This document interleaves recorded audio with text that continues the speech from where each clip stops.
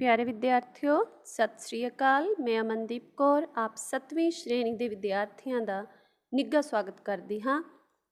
ਆਪਾਂ कर रहे सी नवीं उड़ान पंजाबी पाठ पुस्तक का पाठ नंबर 2 हुनर दा मुल, जो कि पन्ना नंबर 14 ते शुरू हुंदा है। इस पाठ नूं पढ़िया गया सी। पढ़न तो पिछों असी इस दा अभ्यास कार्य कर रहे सी। शब्द अर्थ, सूझ विकास, शब्द सूझ, सोचो, विचारो अते लिखो, इत्थों तक असी कर चुके हाँ। अज असी करन जा रहे हाँ पन्ना नंबर 20 के उत्ते दिता गया व्याकरण भाग। हुण इत्थे की लिखिया होया है? इत्थे है विशेषण। अजिहे शब्द जिहड़े किसी नाम जां पड़नाम दे गुणा जां औगुणा नूं प्रगटाउंदे होण विशेषण हुंदे हन, जिवें मोटा, चलाक, खट्टा आदि। जिवें कि असी जानते हाँ कि नाम जां पड़नाम दे गुण जां औगण दस्सण वाले शब्द ने जिहड़े, उन्हां दी विशेषता दस्सण वाले शब्द ने जिहड़े, उन्हां नूं असी विशेषण आखदे हाँ। सो हेठ लिखे जिहड़े वाक ने, इन्हां विच असी विशेषण शब्द की पहचान करनी है। सो आओ करते हाँ। पहले नंबर ते है राजकुमारी बहुत सोहनी सी।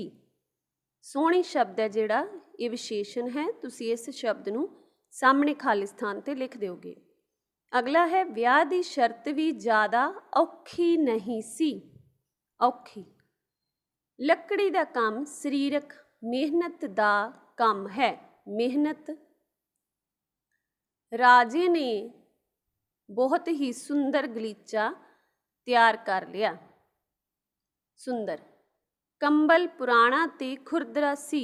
पुराना, खुरदरा। अगे ने दिते गए नाम शब्दों तो विशेषण शब्द बनाने ने असी। हुनर दा की बनेगा विशेषण? हुनरमंद। औख तो औखा, सौख तो सौखा, मेहनत मेहनती, कैद कैदी, शरीर शरीरक, व्यापार व्यापारी, परिवार परिवारक, शहर शहरी, मोटापा मोटा। इत्थों तक साडा ये कार्य कंप्लीट हो गया। इस तो बाद है भाषाई कार्य। ये तुसी आप खुद करोगे कि हुनर दिता गया है, उहदे अगे काम दस्सिया गया। इस हुनर का की काम है, जिहड़ा हुनर ये होवे किसी कोल ते ओह किहड़ा काम कर सकता है। हुनरमंद व्यक्ति नूं नाम की देंदे ने इस कार्य करने वाले नूं। संबंधित शब्द किहड़े ने जिहड़े उस नाल संबंध रखते हैं। ये कार्य तुसी खुद करोगे। प्यारे विद्यार्थियों, इस तो बाद असी करन जा रहे हाँ दोहराई लेख दी। लेख है गुरु गोबिंद सिंह जी। गुरु गोबिंद सिंह जी का नाम सब बच्चों नूं पता है, जानते हो तुसी कि सिखां दे 10वें गुरु ने जिहड़े, वो श्री गुरु गोबिंद सिंह जी हैं, जिन्हां ने खालसा पंथ साजिया सी। सिंह ते कोर लगाउण दी प्रथा कायम कीती सी। सो शेरां दी कौम बनाई सी श्री गुरु गोबिंद सिंह जी। अज असीं उन्हां दा लेख पढ़न जा रहे हाँ। आओ शुरू करते हाँ लेख नूं पढ़ना। वाह वाह गोबिंद सिंह आपे गुरचेला। रूपरेखा दिती गई है। भूमिका जन्म ਅਤੇ माता पिता, विद्या प्राप्ति, औरंगजेब के अत्याचार, मुगलों नाल युद्ध, खालसा पंथ की स्थापना, ज्योति जोत समाउणा, सारांश। जिहड़ी उपर 70 लिखी गई है, वाह वाह गोबिंद सिंह आपे गुरचेला, कि अजिहा गुरु होया है जिहड़ा चेला भी बन जाता है तो गुरु भी बन जाता है। आप ही गुरु बन गया, आप ही चेला बन गया। जदों इस गुरु ने 5 प्यारिਆਂ ਨੂੰ ਅੰਮ੍ਰਿਤ ਛਕਾਇਆ ਸੀ गुरु बन के, तो फिर चेला बन के उन्होंने सामने बैठ गए सन। उन्होंने अपना गुरु मान के उन्होंने कोलों खुद अमृतपान किया सी। इसलिए 70 असी इन्हां वास्ते वरतते हाँ।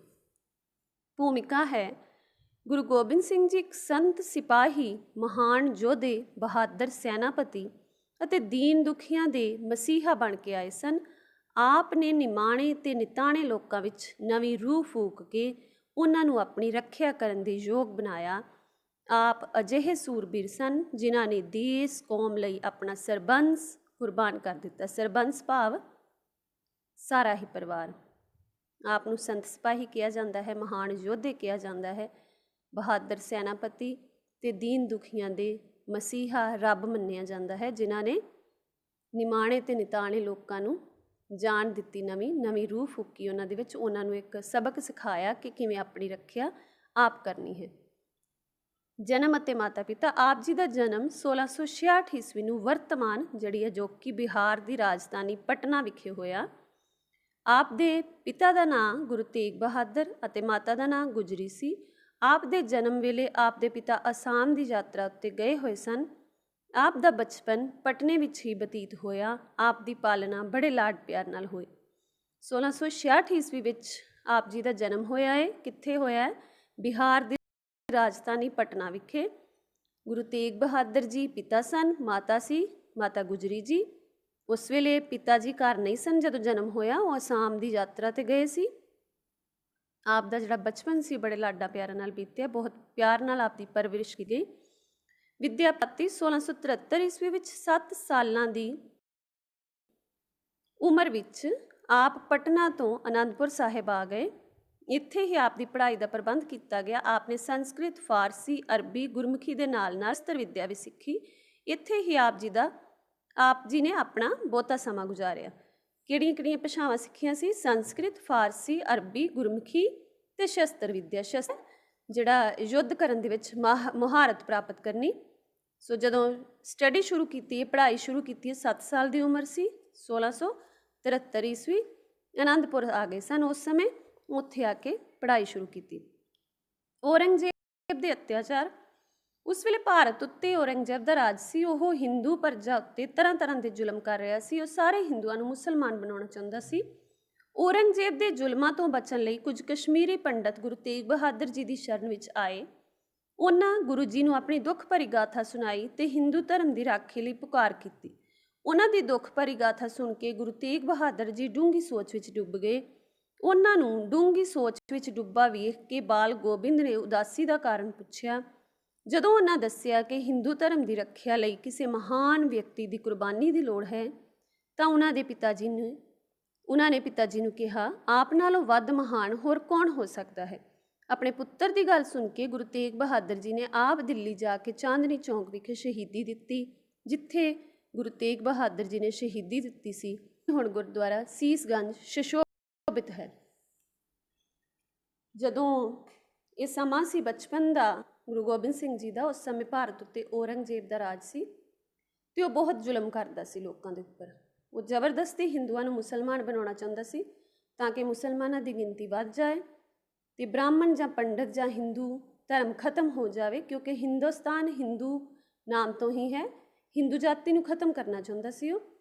ਸੋ ਦੁਖੀ ਹੋ ਕੇ ਕਸ਼ਮੀਰੀ ਪੰਡਤ ਸੀ ਜਿਹੜੇ ਗੁਰੂ ਜੀ ਦੀ ਸ਼ਰਨ ਵਿੱਚ ਆਏ। ਉਹਨਾਂ ਨੇ ਆਪਣੀ ਸਾਰੀ ਵਾਰਤਾ ਦੱਸੀ, ਦੁੱਖਾਂ ਦੀ ਪੁਕਾਰ, ਦੁੱਖ ਭਰੀ ਗਾਥਾ ਸੁਣਾ ਕੇ ਪੁਕਾਰ ਕੀਤੀ ਕਿ ਉਹਨਾਂ ਦੇ ਵਾਸਤੇ ਕੁਝ ਸੋਚਿਆ ਜਾਵੇ। ਤੇ ਗੁਰੂ ਜੀ ਨੇ ਡੂੰਘੀ ਸੋਚ ਵਿੱਚ ਡੁੱਬੇ ਸਨ। ਉਹਨਾਂ ਦੱਸਿਆ ਕਿ ਇਸ ਰਾਖੀ ਲਈ, ਇਸ ਧਰਮ ਦੀ ਰਾਖੀ ਤਾਂ ਹੀ ਹੋਣੀ ਹੈ ਜੇ ਕੋਈ ਮਹਾਨ ਵਿਅਕਤੀ ਆਪਣੀ ਕੁਰਬਾਨੀ ਦੇਵੇ। ਉਸ ਸਮੇਂ ਇਸ ਬਾਲ ਗੋਬਿੰਦ ਨੇ ਕਿਹਾ ਸੀ ਕਿ ਆਪ ਨਾਲੋਂ ਵੱਧ ਹੋਰ ਕੌਣ ਮਹਾਨ ਹੋ ਸਕਦਾ ਹੈ। ਸੋ ਬੱਚੇ ਦੀ ਗੱਲ ਸੁਣ ਕੇ ਗੁਰੂ ਤੇਗ ਬਹਾਦਰ ਜੀ ਦਿੱਲੀ ਚਲੇ ਗਏ ਸਨ ਤੇ ਸ਼ਹੀਦੀ ਪ੍ਰਾਪਤ ਕਰ ਲਈ ਸੀ ਚਾਂਦਨੀ ਚੌਂਕ ਵਿਖੇ। ਅੱਜ ਉੱਥੇ ਗੁਰਦੁਆਰਾ ਹੈ, ਗੁਰਦੁਆਰਾ ਸੀਸਗੰਜ। ਜਦੋਂ ਕਿਤੇ ਤੁਹਾਨੂੰ ਮੌਕਾ ਮਿਲਿਆ ਜਾਓਗੇ ਦਿੱਲੀ ਤੇ ਦੇਖ ਕੇ ਜ਼ਰੂਰ ਆਇਓ ਗੁਰਦੁਆਰਾ ਸੀਸਗੰਜ। ਮੁਗਲਾਂ ਨਾਲ ਯੁੱਧ। ਪਿਤਾ ਦੇ ਬਲੀਦਾਨ ਤੋਂ ਪਿੱਛੋਂ ਗੋਬਿੰਦ ਰਾਏ ਗੁਰਗੱਦੀ ਤੇ ਬੈਠੇ। ਆਪ ਨੇ ਦੁਸ਼ਮਣਾਂ ਦਾ ਮੁਕਾਬਲਾ ਕਰਨ ਲਈ ਫੌਜ ਤਿਆਰ ਕੀਤੀ। ਆਪ ਨੇ ਅਨੇਕਾਂ ਯੁੱਧ ਕੀਤੇ ਅਤੇ ਜਿੱਤਾਂ ਪ੍ਰਾਪਤ ਕੀਤੀਆਂ। ਚਮਕੌਰ ਦੀ ਲੜਾਈ ਵਿੱਚ ਗੁਰੂ ਸਾਹਿਬ ਦੇ ਦੋਵੇਂ ਵੱਡੇ ਸਾਹਿਬਜ਼ਾਦੇ ਸ਼ਹੀਦੀ ਪਾ ਗਏ। ਆਪ ਦੇ ਛੋਟੇ ਸਾਹਿਬਜ਼ਾਦਿਆਂ ਨੂੰ ਸਰਹੰਦ ਦੇ ਨਵਾਬ ਵਜ਼ੀਰ ਖਾਨ ਨੇ ਜਿਉਂਦੇ ਹੀ ਕੰਧਾਂ ਵਿੱਚ ਚਿਣਵਾ ਦਿੱਤਾ। ਛੋਟੇ ਸਾਹਿਬਜ਼ਾਦਿਆਂ ਦੇ ਵਿਛੋੜੇ ਵਿੱਚ ਮਾਤਾ ਗੁਜਰੀ ਜੀ ਨੇ ਵੀ ਆਪਣੇ ਪ੍ਰਾਣ ਤਿਆਗ ਦਿੱਤੇ। ਇਸ ਤਰ੍ਹਾਂ ਆਪ ਨੇ ਆਪਣਾ ਸਾਰਾ ਪਰਿਵਾਰ ਦੇਸ ਕੌਮ ਦੇ ਲੇਖੇ ਲਾ ਦਿੱਤਾ। ਇਸੇ ਲਈ ਆਪ ਨੂੰ ਸਰਬੰਸ ਦਾਨੀ ਵੀ ਕਿਹਾ ਜਾਂਦਾ ਹੈ।